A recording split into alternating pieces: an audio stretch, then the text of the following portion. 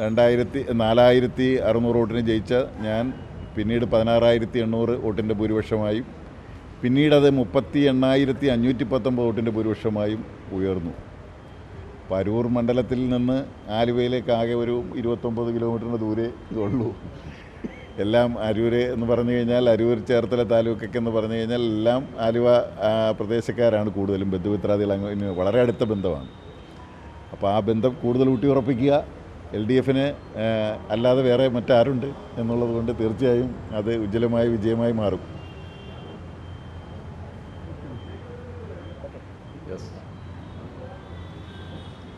Okay.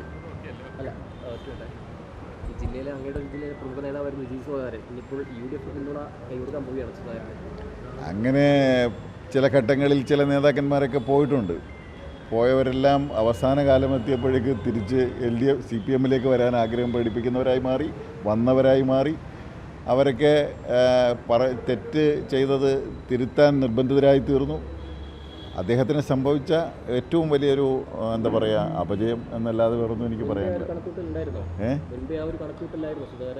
കുറച്ച് നാളായി അദ്ദേഹം അതിനു വേണ്ടിയിട്ടുള്ള തയ്യാറെടുപ്പിലായിരുന്നു. അദ്ദേഹം ഒരു നടപടി പ്രതീക്ഷിച്ചുകൊണ്ട് കുറേ അധികം കമൻറ്റുകളൊക്കെ നടത്തി.